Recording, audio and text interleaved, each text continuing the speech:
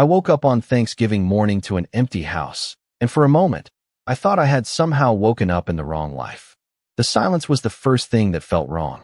Not peaceful silence, not the kind that settles gently over a home before everyone wakes up, but a hollow, echoing quiet that seemed to stretch into every corner of the house. I lay there for a few seconds longer than usual, staring at the ceiling, listening for the familiar sounds that should have been there. The creak of the hallway floor as Daniel moved toward the kitchen, the low hum of the coffee maker, Ashley's soft voice on the phone with her sister, already planning the day. But there was nothing. No footsteps. No voices. Not even the faint clatter of dishes. Just silence. I pushed the covers back slowly, the cool air brushing against my skin, and sat up on the edge of the bed. At 68, my body had its routines, its aches and rhythms, but that morning, even that fell off, as if my bones knew something before my mind was ready to accept it. I slipped on my robe and made my way down the hallway, my hand brushing along the wall out of habit, grounding myself in the familiar. The house looked exactly as it had the night before. The framed photos still lined the walls. Daniel as a boy, missing his front teeth and grinning up at me.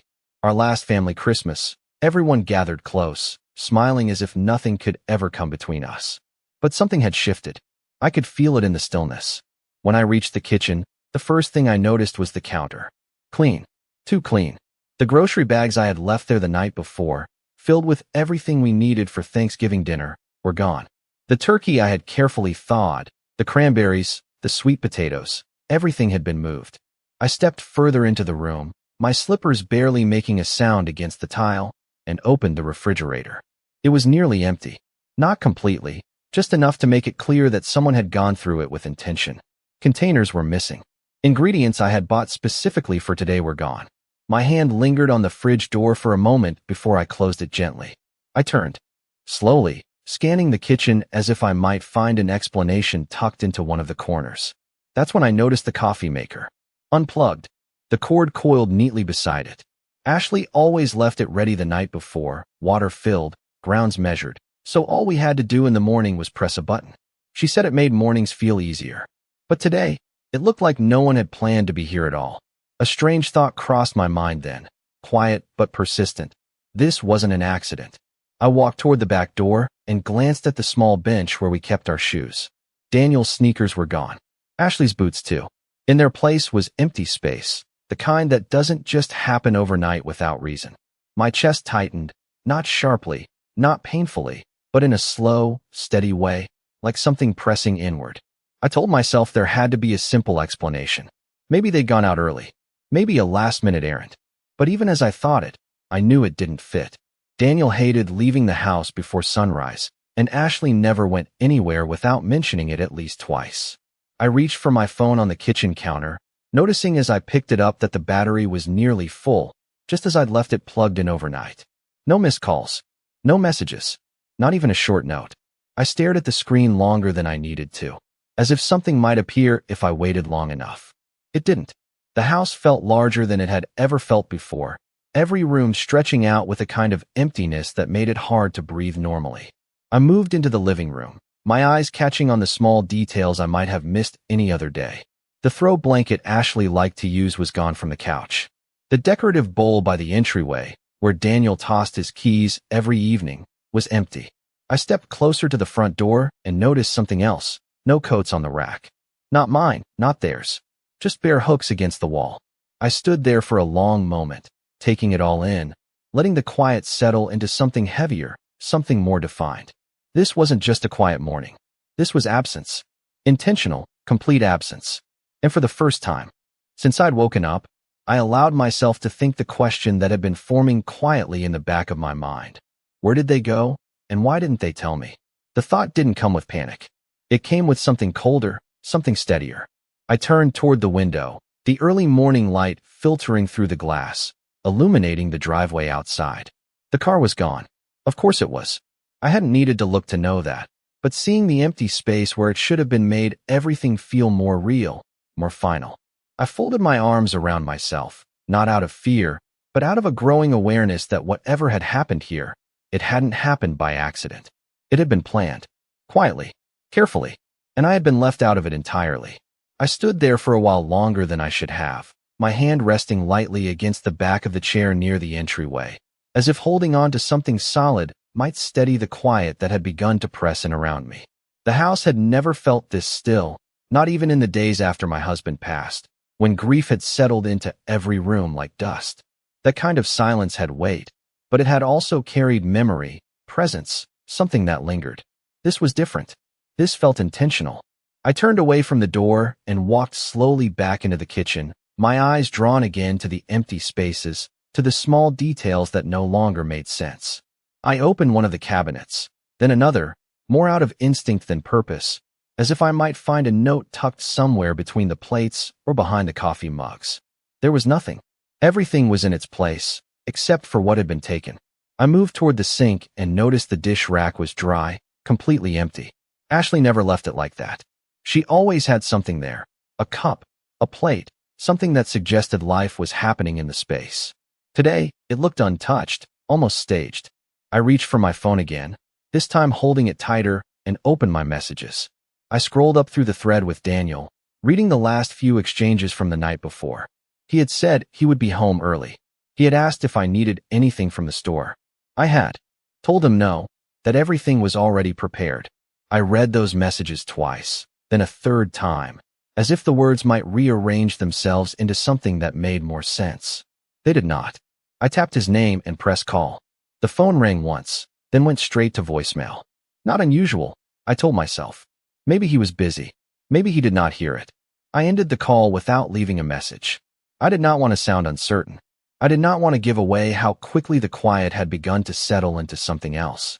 I set the phone down on the counter and walked toward the dining room. The table was already set, just as I had left it the night before. My best china, the one I only used for special occasions, was arranged carefully, each plate aligned, each glass polished until it caught the light. I had even folded the napkins the way my mother used to, a small detail that no one ever commented on, but one that made me feel like I was holding on to something steady, something that did not change. I reached out and adjusted one of the forks, even though it was already perfectly straight. It was something to do with my hands, something to anchor me. The chairs sat neatly around the table, each one pulled in, each one waiting. I could almost picture them there, Daniel at the head, Ashley beside him, the quiet hum of conversation filling the space. But the image did not hold. It faded too quickly, replaced by the reality in front of me. I walked around the table slowly, my fingers brushing lightly against the backs of the chairs, counting them without thinking. 1, 2, 3, 4. For places. For expectations. And yet, only one person had woken up in this house. I stopped at my own chair and rested my hand on it, feeling the smooth wood beneath my palm. For a moment, I considered sitting down, just to see what it would feel like to stay, to wait, to pretend that they might still walk through the door at any second with some simple explanation. But the thought did not settle. It hovered, uncertain, and then drifted away. I turned instead toward the hallway that led to their room. I had not intended to go there. It was not a space I entered often, but something pulled me forward, something quiet and persistent. When I reached the door, I hesitated, my hand hovering just above the handle. Then I pushed it open gently. The room was tidy. Too tidy. The bed was made with a precision that did not belong to Ashley, who usually left the blankets slightly uneven, one corner tucked more tightly than the other. The dresser was clear, the small items that usually sat there, her jewelry tray, Daniel's watch, were gone. I stepped inside, my gaze moving slowly across the room, taking in the absence more than the presence. The closet door stood slightly ajar.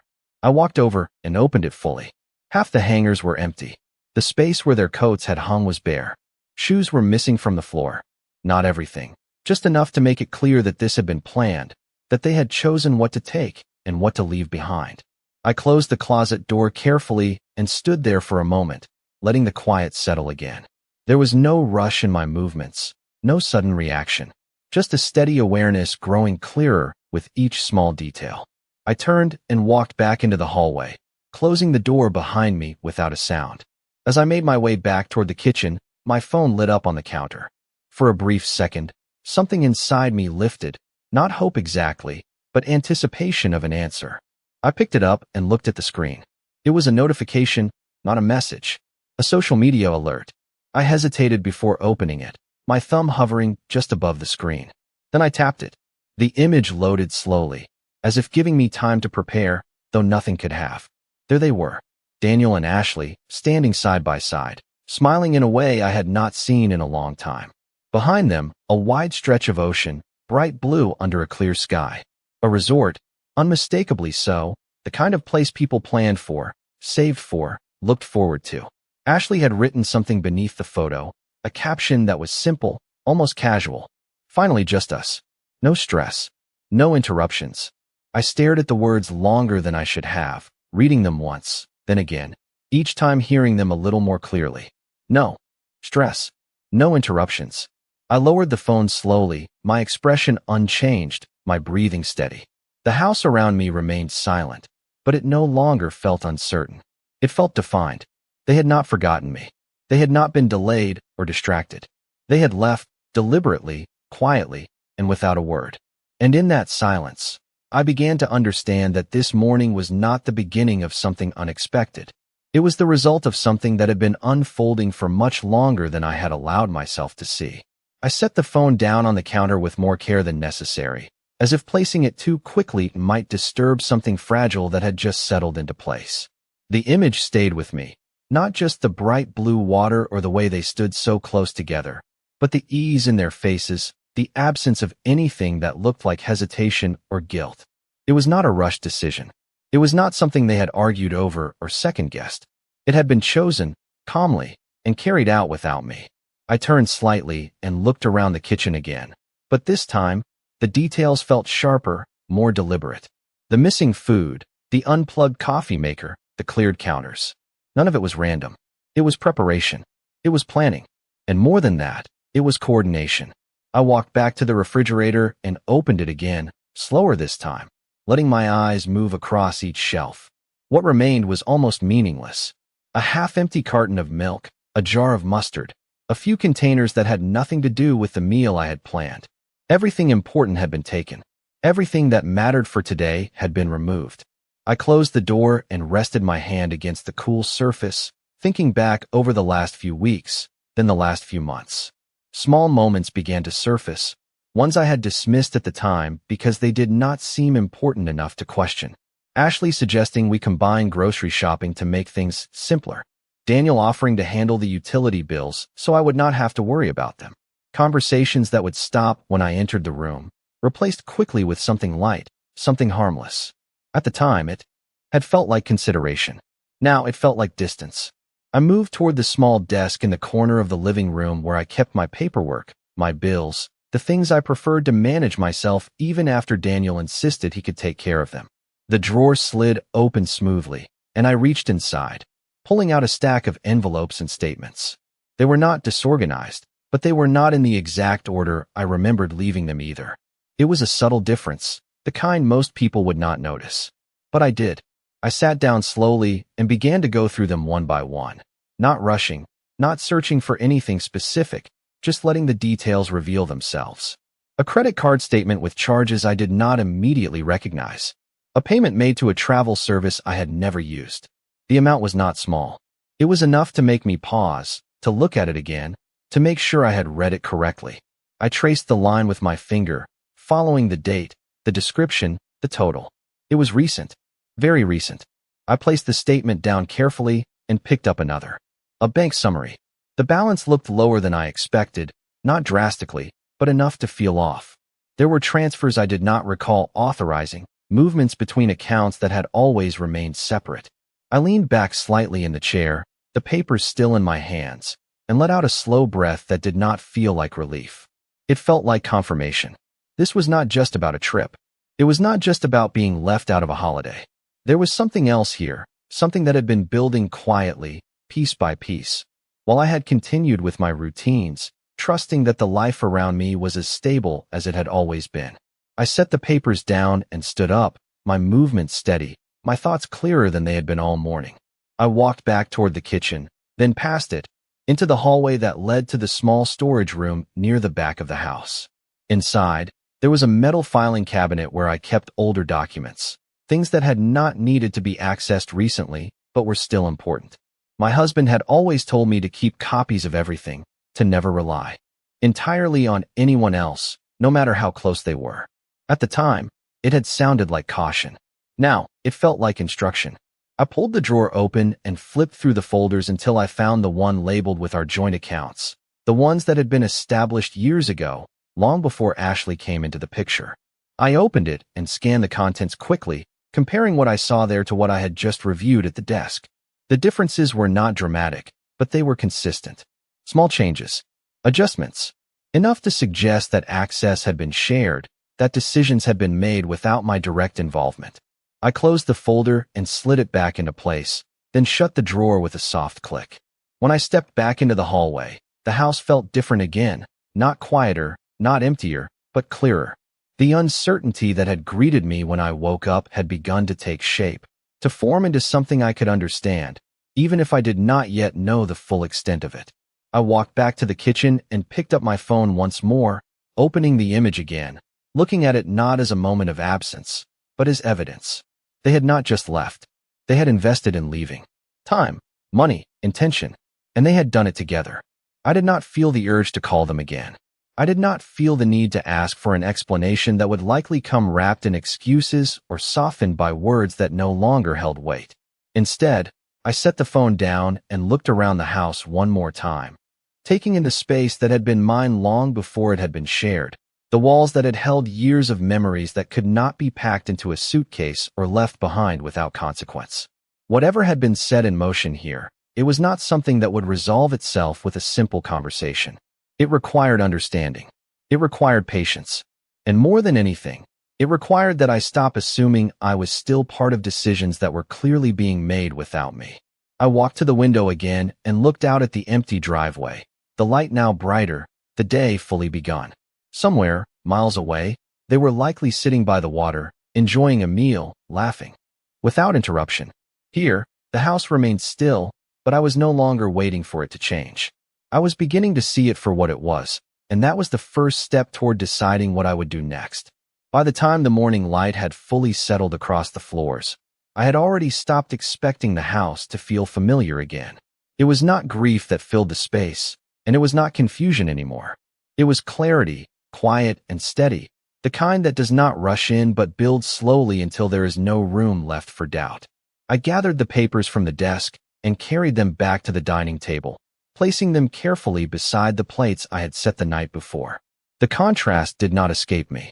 Fine china, polished glass, a meal that would not be served, and beside it, numbers and transactions that told a different story entirely. I sat down in my chair, the one I had prepared for myself as if this day would unfold the way it always had, and I began to read everything again, this time more slowly. Each line mattered now. Each detail had weight. The travel charge I had seen earlier was not the only one. There were smaller amounts leading up to it, deposits, reservations, confirmations that had been spaced out over weeks. It was organized, thought through. There was no sign of hesitation in any of it. I followed the dates carefully, building a quiet timeline in my mind. While I had been planning dinner, making lists, thinking about who liked what and how much to prepare, something else had been unfolding alongside it. Something I had not been included in. I rested my hand lightly on the edge of the table and let my eyes move across the room again. But this time I saw it differently. Not as a place waiting to be filled, but as a place that had already been emptied with intention. The absence was not sudden. It had been prepared. I stood up and walked back toward the living room, my steps measured, my breathing even. There was no urgency in what I was doing, only a growing sense that I needed to understand the full picture before I made any decisions. The phone on the counter remained silent. No messages. No missed calls. I did not check it again. Instead, I moved toward the small cabinet where we kept shared documents, the ones Daniel had insisted on organizing when he moved in after his father passed. At the time, it had felt like help. Now, I saw it for what it might have been. Access. I opened the cabinet and pulled out the folder labeled Utilities and Household Expenses. Inside, the bills were neatly arranged, each one marked as paid. I flipped through them, noticing the account numbers, the payment methods, the subtle shifts in how things had been handled. At some point, without any clear conversation, the payments had been routed through a different account, one I did not recognize as solely mine. I paused, holding one of the statements in my hand, and let that realization settle. It was not just about money being spent. It was about control being shifted. Quietly, gradually, I placed the folder back and closed the cabinet, my fingers lingering on the handle for a moment before I stepped away. My mind moved back through recent conversations, replaying them with a clarity that had not been there before. Ashley suggesting that it would be easier if she handled certain payments online. Daniel reassuring me that I did not need to worry about the details anymore, that I should rest, that I had done enough over the years. At the time, those words had sounded like care. Now, they felt like distance dressed up as kindness. I walked toward the front window again, not because I expected anything to change outside, but because it gave me a place to stand while everything inside me continued to settle into place. The driveway remained empty, the street quiet, the world outside moving on as if nothing had shifted. I folded my arms lightly, not in defense, but in thought, and allowed myself to consider something I had not wanted to admit before. This had not started today. It had not even started this week. It had been building for a long time, in small decisions, in quiet conversations, in changes that were easy to overlook when you trusted the people making them. I turned away from the window and walked slowly back toward the dining table, my gaze falling once more on the place settings I had prepared. I reached out and lifted one of the plates, holding it for a moment before setting it back down exactly where it had been. The gesture was simple, almost meaningless, but it grounded me. It reminded me that I still had control over something, even if it was only how I chose to respond. I gathered the papers into a neat stack and placed them beside my seat, then moved toward the kitchen sink and washed my hands, the warm water steady against my skin. It was a small act, ordinary, but it gave me a moment to think without interruption. When I dried my hands and turned back toward the room, the house no longer felt like a place waiting for someone to return. It felt like a place where something had been revealed. I walked to the counter and picked up my phone again, not to call, not to send a message, but to look once more at the image that had started to make everything clear. The ocean behind them was bright, almost too bright, the kind of blue that looked untouched, distant, separate from anything real. Their smiles were easy, unburdened. There was no sign in that image that anything had been left behind. I studied it for a moment longer, then turned the screen off and set the phone down gently. I did not feel the need to react immediately. I did not feel anger rising or tears forming. What I felt was something quieter, something more deliberate, understanding, and with it, a decision beginning to take shape, not fully formed yet, but steady enough that I knew it would not fade. Whatever they had chosen to do, whatever they believed they had secured by leaving without a word, they had also revealed something they could not take back. And now that I could see it clearly, I knew I would not ignore it again. I did not move right away after setting the phone down, and for a while, I simply stood there in the kitchen, listening to the quiet as if it might still reveal something I had missed. But it did not change. It stayed the same, steady and complete, no longer unsettling but almost instructive, as if it were asking me to pay attention in a way I had not before. I walked slowly back to the dining table and began clearing it, not because I planned to cook or serve anything, but because leaving it as it was felt like holding on to something that no longer existed.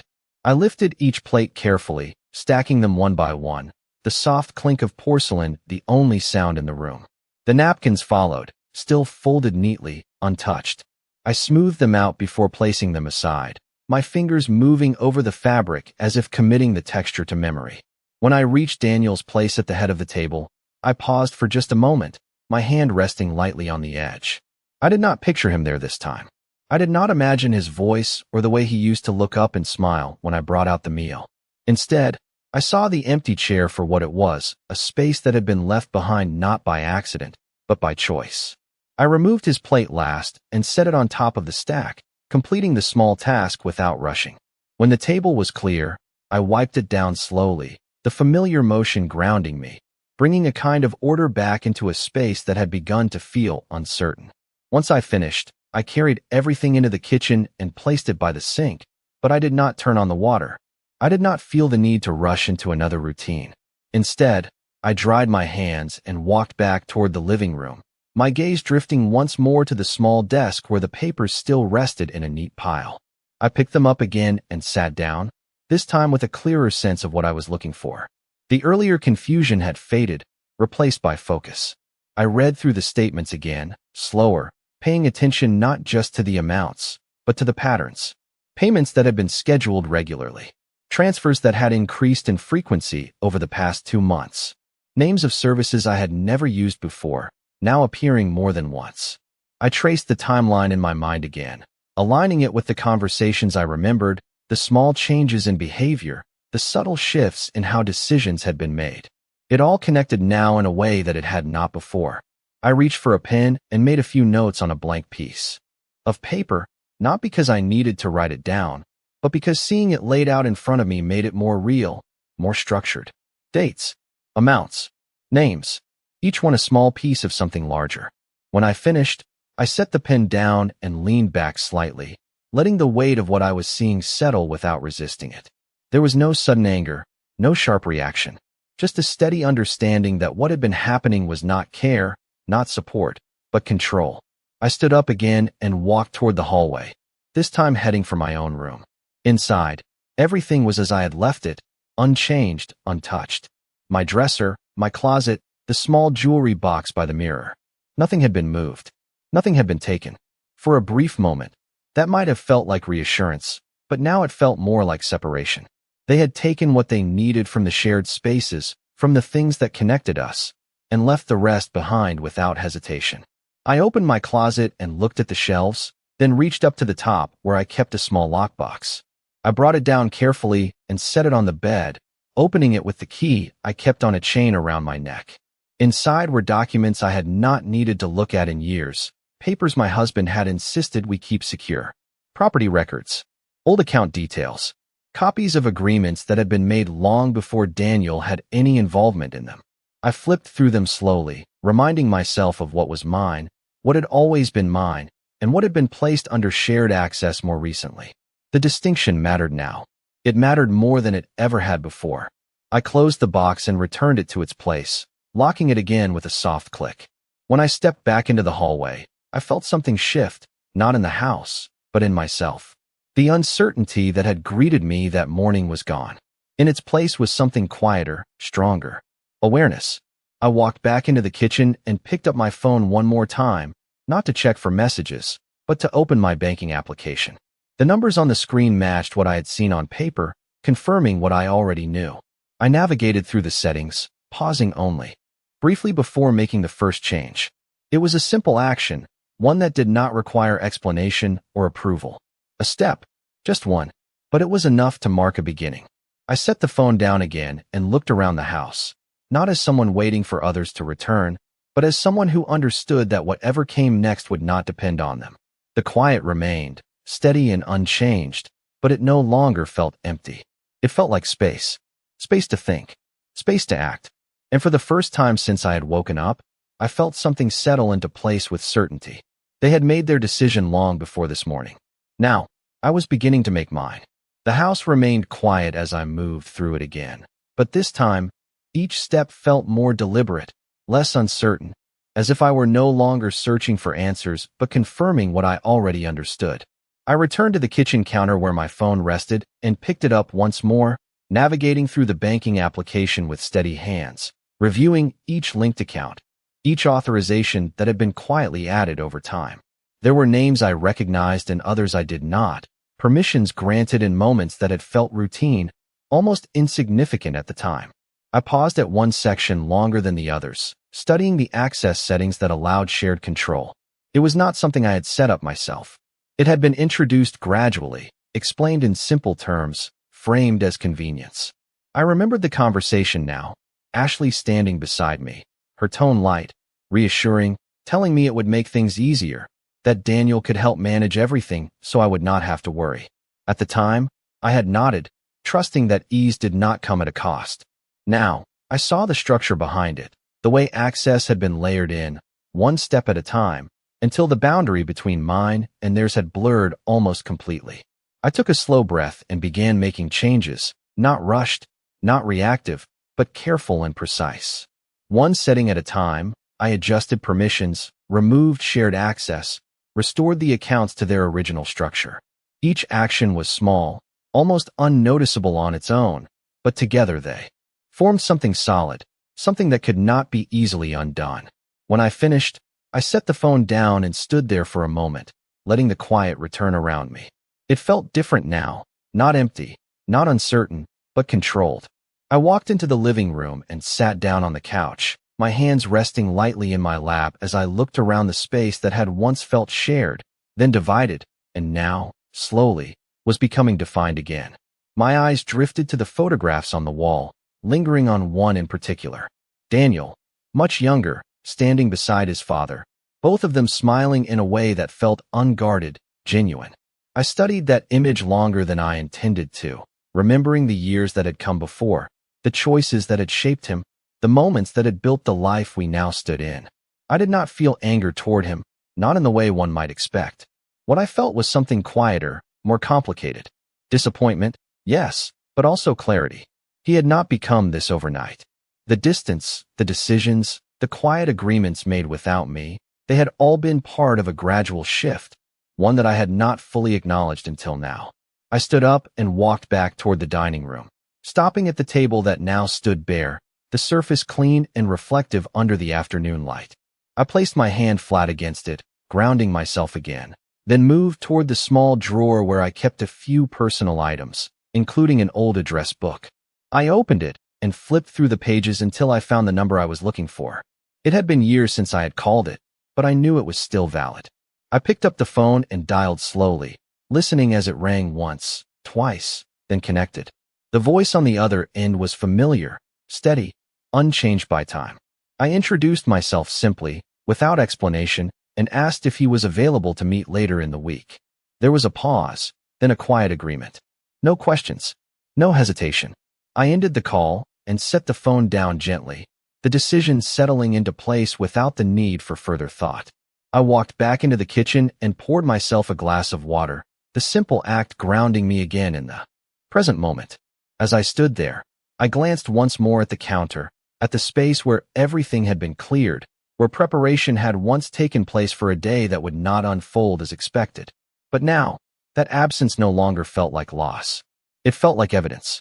I took a sip of water and set the glass down, then moved toward the window once more, looking out at the street, the light now softer as the day moved forward. Somewhere, miles away, they continued their trip, unaware of the changes that had already begun here. I did not need to imagine what they were doing or how they were spending their time. It no longer mattered. What mattered was what had been revealed in their absence, and what I had chosen to do with that knowledge. I turned away from the window and walked slowly through the house one more time, not searching, not questioning, but observing. Each room, each detail, each space that had once held shared meaning now stood as something separate, something I could see clearly without the weight of assumption. When I returned to the living room, I sat down again, this time with a sense of stillness that did not feel forced. The silence remained, but it no longer asked anything of me. It simply existed, and within it, I found something I had not expected when the day began. Control, not over what had already happened, but over what would happen next. And as that understanding settled fully into place, I knew that whatever they believed they had secured by leaving without a word, they had underestimated something far more important. They had underestimated my ability to see, to understand, and to act without needing their permission. The rest of the afternoon passed without interruption, but not without movement. I did not sit still for long, and I did not allow my thoughts to drift into places that would not serve me. Instead, I moved with intention, one room at a time, one decision at a time, allowing the clarity I had gained to guide what came next. I returned to the small desk in the living room and gathered the notes I had made earlier, reviewing them once more before adding to them. The timeline was clearer now, the pattern more defined. The travel charges had not been sudden. They had been built gradually, layered over time in a way that suggested planning, not impulse. I added dates beside each entry, connecting them to moments I could remember, conversations that had seemed ordinary at the time, but now felt different when placed alongside what I knew. I paused briefly when I reached a charge from 3 weeks earlier, something labeled as a deposit. I remembered that week. Ashley had mentioned needing to run errands. Daniel had stayed out later than usual. At the time, I had not questioned it. Now, it fit too neatly into everything else. I set the pen down and leaned back, not overwhelmed, but focused. There was no need to rush through this. Understanding required patience, and I had learned that patience was not weakness. It was control. I stood up and walked toward the hallway again, this time stopping at the door to Daniel and Ashley's room. I had already been inside earlier, but now I looked at it differently, not as a space I hesitated to enter, but as a place that held information. I stepped inside and moved slowly, my eyes scanning the surfaces with more attention than before. The dresser was still clear, but I noticed faint outlines where objects had once been placed, subtle marks in the dust that had been left behind. I opened the top drawer and found it nearly empty, except for a few items that had been left without care, things that no longer held value to them. Receipts. A folded piece of paper. I picked it up and unfolded it carefully. It was a printed confirmation, a reservation detail with dates that matched the transaction I had seen earlier. The location was the same as the image on my phone, the same place they had chosen to spend this time away. I read through it once, then again, noting the details, the names, the confirmation number. There was no mention of me anywhere. Not as a guest, not as a consideration. I folded the paper and placed it back exactly where I had found it, leaving everything as it was. I was not here to disturb what they had left behind. I was here to understand it. I moved to the closet once more and opened it, taking a longer look this time at what remained. The empty space was not random. It was selective.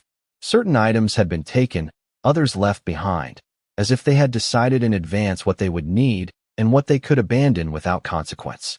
I closed the door and stepped back, letting the room settle into stillness again before I turned and walked out.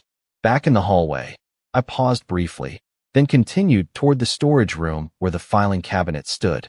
I opened it again and pulled out a different folder this time, one that contained older financial agreements, documents that had not been referenced in years. I brought them to the dining table and spread them out carefully, comparing them to the more recent statements I had reviewed earlier. The differences were subtle but important. Ownership structures, access permissions, terms that had once been clear but had been adjusted over time. I traced each change with my finger, following the progression from what had been mine alone to what had gradually become shared. It had not happened all at once. It had been introduced in pieces, each one small enough to seem harmless on its own. But together, they had shifted something significant. I gathered the papers again and placed them in a neat stack, then walked back to the kitchen and set them on the counter. The light outside had begun to change, the afternoon moving quietly toward evening. I poured myself another glass of water and stood by the sink, looking out at the yard, letting the stillness settle around me once more. There was no urge to fill it with noise, no need to distract myself from what I now understood.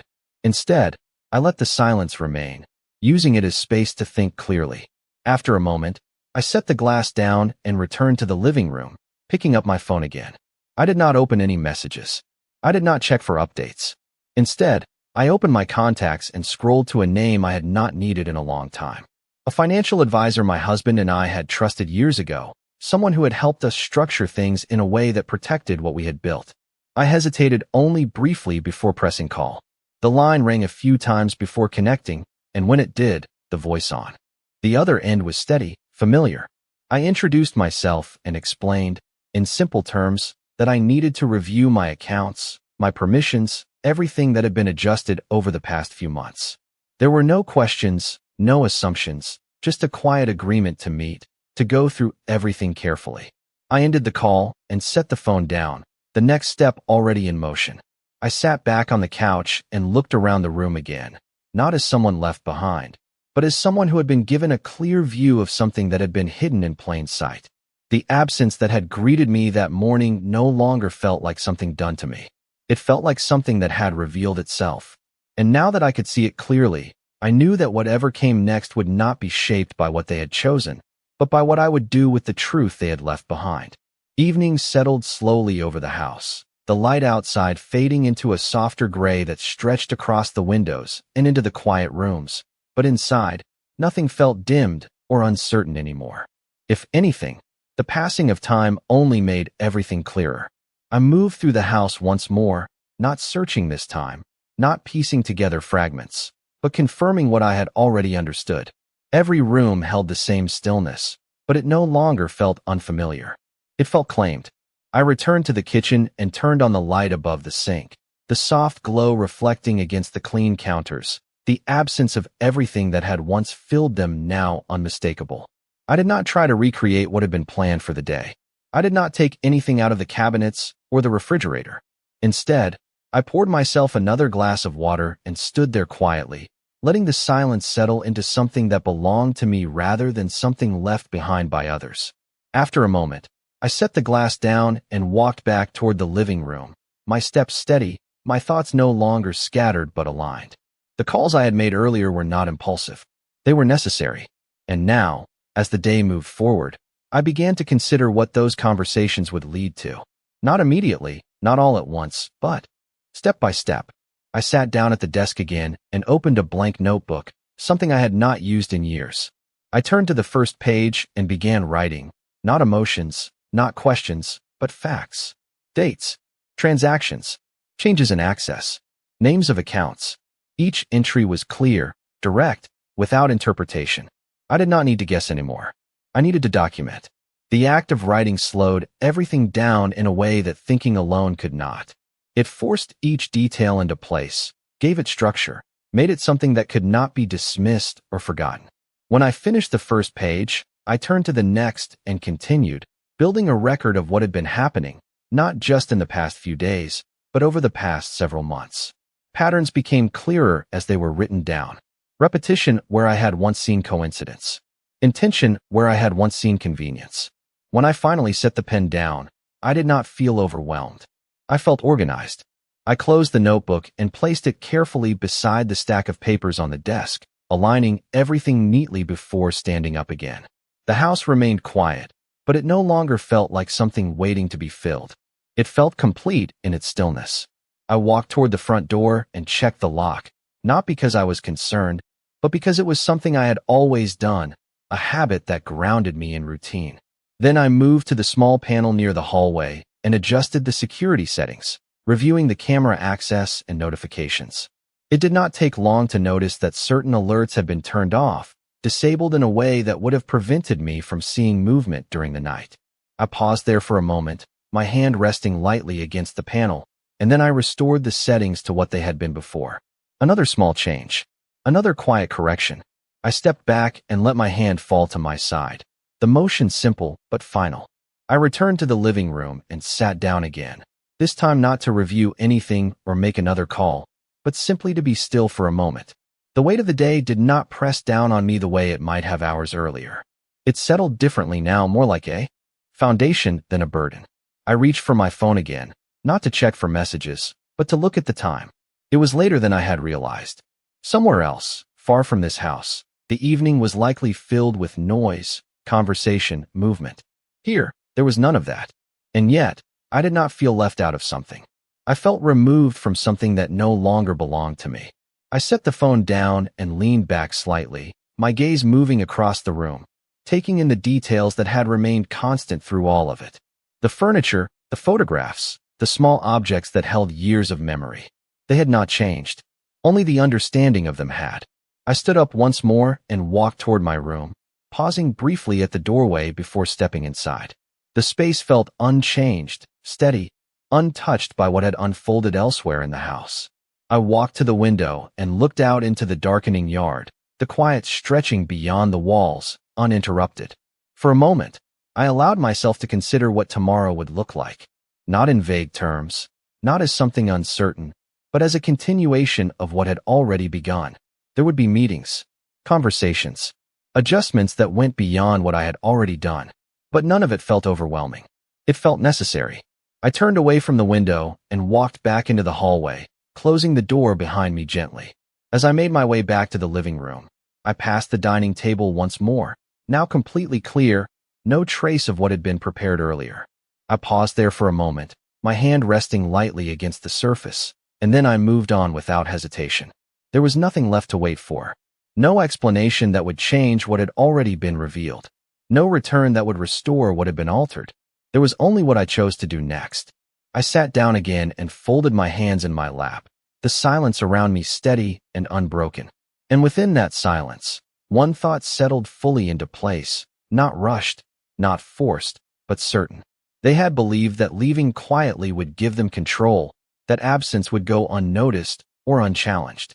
But in that absence, they had given me something far more valuable than any explanation. They had given me clarity, and now that I had it, I knew I would not waste it. The night settled fully, wrapping the house in a quiet that no longer felt unfamiliar or heavy, but steady and controlled, like something that had finally found its place. I did not turn on many lights, only the ones I needed, allowing the soft shadows to remain in the corners of the rooms, not as something to fear, but as something that belonged. I sat in the living room for a while longer, my hands resting calmly in my lap, my thoughts no longer racing or searching, but aligned in a way that felt almost unfamiliar in its clarity. The day had not unfolded the way I had expected, but it had revealed more than I could have imagined, and that revelation had changed everything. I stood up slowly and walked toward the kitchen one last time, not because there was anything left to check, but because it was where the day had truly begun. I looked at the counters, the empty spaces, the quiet order that had replaced what should have been preparation and warmth, and I understood that this was no longer a place waiting for them to return. It was a place that had already moved forward without them. I reached for my phone again, not to look at their image, not to revisit what had already been made clear, but to do one final thing before the day ended. I opened the settings once more, reviewing the changes I had made earlier, confirming each one with care. The shared access was gone. The permissions were restored. The accounts were no longer open in the way they had been. It was not a dramatic action. It was not something that would make noise or draw attention immediately, but it was final in a way that mattered. I set the phone down and leaned lightly against the counter, letting the stillness settle around me one last time before I turned off the light and walked back into the living room. The house felt different now, not because anything physical had changed, but because I had. The uncertainty that had greeted me in the morning was gone, replaced by something stronger, something that did not depend on anyone else's presence or approval. I moved toward the hallway and paused briefly outside Daniel and Ashley's room, not out of hesitation, but out of acknowledgement. What had been there no longer belonged in the same way, and I did not need to enter again to confirm it. I continued past it and into my own room, closing the door behind me softly. The space felt steady, unchanged, and I welcomed that. I sat on the edge of the bed and allowed myself a moment of stillness, not to reflect on what I had lost, but to recognize what I had regained. Control, clarity, and something even more important than either of those: independence. I lay back slowly, staring up at the ceiling just as I had that morning, but everything felt different now. The silence was no longer something that pressed against me. It was something that held me, something that allowed me to think without interruption, without distraction. I did not reach for my phone again. I did not check for messages or updates. If they had tried to call, I would have seen it earlier. If they had not, it told me everything I needed to know. Either way, it no longer mattered in the way it once would have. I closed my eyes for a moment, not to sleep, but to let the final pieces of the day settle into place. The calls I had made would lead to conversations in the coming days, decisions that would extend beyond what I had already done. There would be adjustments to documents, to ownership, to everything that had been quietly altered without my full awareness. But I did not feel overwhelmed by that. I felt prepared. I opened my eyes again and sat up, reaching for the small notebook I had placed on the bedside table. I flipped it open and added one final line at the bottom of the page I had written earlier. Not a date, not a number, just a simple statement, written clearly, without hesitation. No more shared decisions without my consent. I closed the notebook and set it back down, the words settling into something permanent, something that would not be undone by explanations or apologies. I stood up once more and walked to the window, looking out into the dark, the quiet stretching far beyond the house, unchanged and indifferent. Somewhere out there, they were still away, still moving through